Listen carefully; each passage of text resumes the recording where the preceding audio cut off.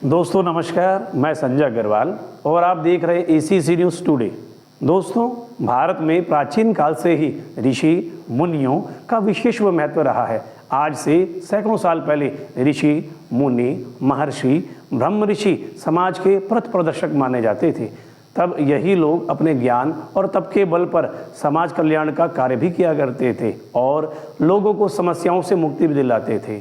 हमें आज के दौर में कई तीर्थ स्थलों, मंदिरों, जंगलों और पहाड़ों में कई साधु और संत देखने को मिल जाते हैं, लेकिन ये ऋषि मुनियों की तरह इतने ज्ञानी नहीं होते। भारत में आज भी अधिकतर लोग ऋषि मुनि महर्षि साधु और संत को एक समान ही समझते हैं, लेकिन असल में इन सब की अलग अलग पहचान और विशेषताएं होती हैं। इसलिए आज हम आपको ऋषि मुनि महर्षि साधु और संत में क्या अंतर है, इस चैनल के माध्यम से आपका मार्गदर्शन करने जा रहे हैं।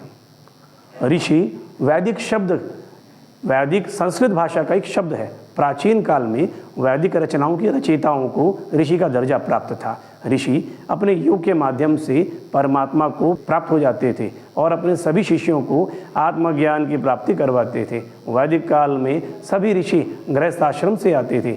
ऋषि पर किसी भी प्रकार का क्रोध, लोभ, मोह, अहंकार और ईर्ष्या आदि की कोई रोक टोक नहीं थी और ना ही किसी भी प्रकार के संयम का उल्लेख ही मिलता है। प्राचीन काल में ऋषि भौतिक पदार्थ के साथ साथ उसके पीछे छिपी ऊर्जा को भी देखने में सक्षम थे। हमारे पुराणों में सप्तऋषि का उल्लेख भी मिलता है। ये केतु, पुलह, पुलत्स, अत्रि, अंगिरा, वशिष्ठ और भृगु हैं। मुनि शब्द का अर्थ होता है मौन अर्थात शांति। मुनि बेहद कम बोलते हैं। ये मौन रखने की शपथ ले लेते हैं और वेदों और ग्रंथों का ज्ञान प्राप्त करते हैं। मौन साधना के साथ साथ जो व्यक्ति एक बार भोजन करता हो और 28 गुणों से युक्त होता हो उसे मुनि कहा जाता था। प्राचीन काल में जो ऋषि साधना प्राप्त करते थे और मौन रहते थे उनको मुनि का दर्जा प्राप्त होता था। हालांकि कुछ ऐसे ऋषियों को मुनि का दर्जा प्राप्त था जो ईश्वर का जप करते थे। इनमें नारद मुनि का भी नाम शामिल है। मुनि शास्त्रों की रचना करते हैं और समाज के कल्याण का रास्ता दिखाते हैं। अब हम बात कर रहे हैं महर्षि के बारे में। महर्षि अर्थात ज्ञान और तप की उच्चतम सीमा पर पहुंचने वाले व्यक्ति को महर्षि कहा जाता है। महर्षि मोह माया से विरक्त होते हैं और परमात्मा को समर्पित हो जाते हैं। महर्षि से ऊपर केवल ब्रह्म ऋषि माने जाते हैं। गुरु वशिष्ठ और विश्वामित्र ब्रह्म ऋषि थे। प्राचीन ग्रंथों के मुताबिक हर इंसान में 3 प्रकार के चक्षु होते हैं, ज्ञान चक्षु, दिव्य चक्षु और परम चक्षु। जिस इंसान का ज्ञान चक्षु जागृत हो जाता है उन्हें ऋषि कहते हैं और जिनका दिव्य चक्षु जागृत हो जाता है उन्हें महर्षि कहते हैं और जिसका परम चक्षु जागृत हो जाता है उसे ब्रह्म ऋषि कहते हैं।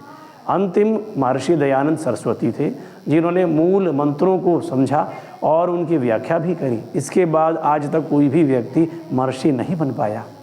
आमतौर पर साधना करने वाले व्यक्ति को साधु कहा जाता है।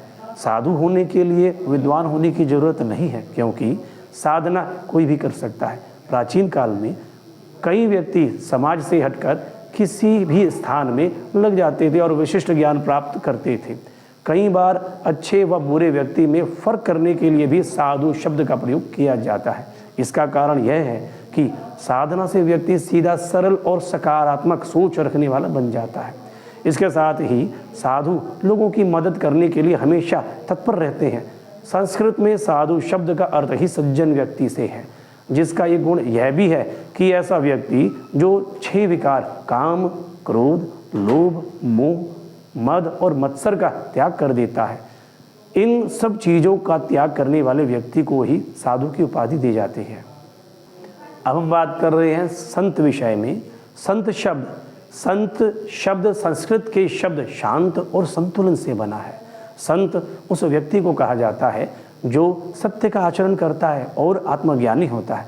इसमें संत कबीरदास, संत तुलसीदास, संत रविदास के नाम शामिल हैं। ईश्वर के भक्त या धार्मिक शख्स को भी संत कहा जाता है। घर परिवार को त्याग कर मोक्ष की प्राप्ति के लिए जाने का मतलब ही संत बनना नहीं है। इसलिए हर साधु और महात्मा संत नहीं कहलाते हैं। इस प्रक्रिया में जो भी व्यक्ति संसार और आध्यात्म के बीच में संतुलन को बना लेता है उन्हें संत कहा जाता है। संत के अंदर सहजता और शांत स्वभाव ही बसती है।